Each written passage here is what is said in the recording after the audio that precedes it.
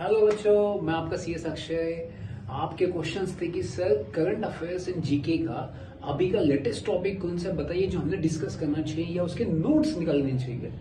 तो अभी मैं आपको एक बहुत अच्छा टॉपिक बताना चाहता हूँ जिसका नाम है रिजर्व बैंक ऑफ इंडिया।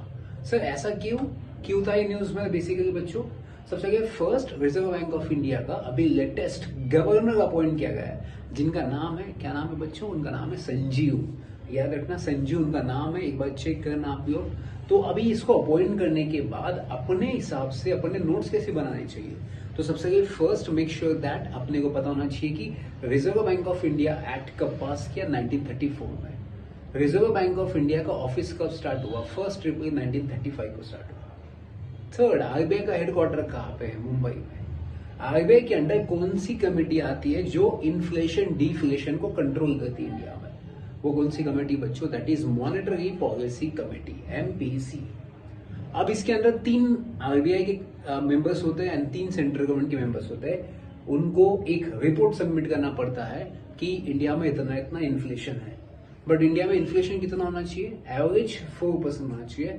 उसमें 2% फ्लेक्सिबिलिटी है, मतलब मैक्सिमम 6% भी जा सकता है, मिनिमम 2% भी जा सकता है। तो ये ऐसे पॉइंट्स आपको बनाने पड़ेंगे, नहीं तो अपन क्या करते पता है? न्यूज़पेपर पढ़ लिया, हाँ आरबीआई का नया गवर्नर अपॉइंट हो चुका, संजीव, बस खत्म। No, we should study from the GK point of view as well. क्योंकि करंट अफेयर्स तो आपका ये बन गया ना कि अभी संजीव को अपॉइंट किया था, बट भाई साहब जीके क्या है इसमें? सर जीके तो यही होगा आपका कि आरबीआई की पॉलिसी बनाई है। जैसे अभी रिसेंटली फाइनेंशियल स्टेबिलिटी रिपोर्ट जो हर 6 महीने में आता है, तो इंडिया की फाइनेंशियल स्टेबिलिटी रिपोर्ट के बारे में क्या कहा गया? हर 6 महीने में रिपोर्ट रिलीज किया जाता है, तो उसके बारे में क्या क्या कहा गया? जीडीपी कितना होगा इंडिया का, इंडिया की आउटस्टैंडिंग लायबिलिटीज कितनी है, स्टेट की लायबिलिटीज कितनी है, ये सब इस रिपोर्ट में कहा गया। क्या ये लायबिलिटी कम हुई है? क्या डेब्ट टू जीडीपी रेशियो कम हुआ है? लास्ट 6 महीने की अगर मैं बात करूं, सिंस 1 अप्रैल 2024 से लेके और अभी का देखा जाए तो दिसंबर का, अगर ये 6 महीने का मैं कैलकुलेशन करूं तो आप सोचिए अराउंड क्या इंडिया का यहाँ पे डेब्ट टू जीडीपी रेशियो कम हुआ है? ऐसे कंसेप्चुअल क्लैरिटी पे क्वेश्चंस आते हैं, नॉट स्टैटिक पार्ट पे। ज्यादातर स्टैटिक पार्ट पे क्या होता है? सीटी में आने के चांसेस ज्यादा है, बट क्लैट के हिसाब से अगर मैं कहूँ तो कंसेप्चुअल क्लैरिटी होना चाहिए कि इस बार अपन ने डेब्ट टू जीडीपी रेशियो कम हो चुका है, मतलब अपना जो डेब्ट है, जो बर्डन है, वो कम हो चुका है। तो ऐसे आपको पॉइंट्स पता होने चाहिए। अब ये होगा आपकी बेसिक पॉइंट। सर हमने आरबीआई पढ़ लिया, कब स्टार्ट किया, ऑफिस कहाँ पे, सब कुछ पढ़ लिया। फिर आपके दिमाग में एक थॉट आना चाहिए, सर आरबीआई का गवर्नर जो अपॉइंट किया है उसको अपॉइंटमेंट कौन करता है? तो बेसिकली उसको अपॉइंटमेंट करता है सेंट्रल गवर्नमेंट। तो सेंट्रल गवर्नमेंट कितने साल के लिए अपॉइंट करता है बच्चों? 5 साल के लिए अपॉइंट करता है। यस और नो?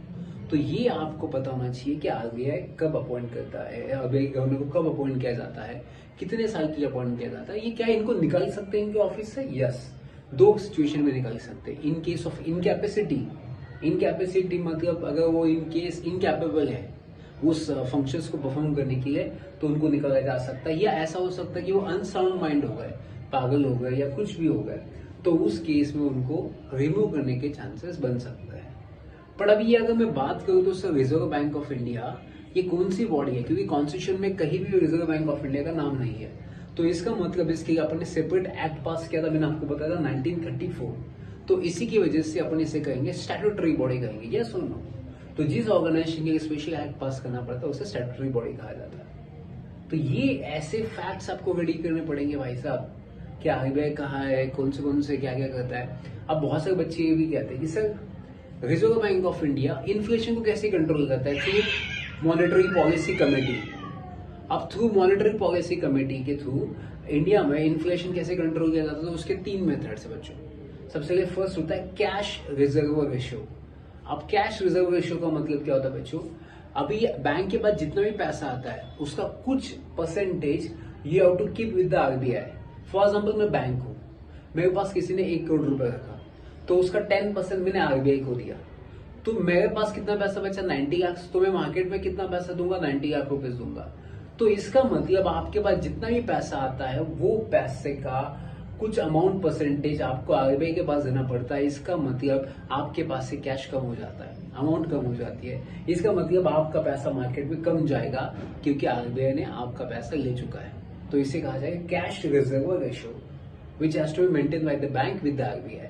तो जितना ज्यादा आरबीआई रेशियो बढ़ाएगा वो कि 10% 20%, उतना बैंक के पास पैसा कम होगा। जितना बैंक के पास पैसा कम होगा उतना ही मार्केट में पैसा कम जाएगा।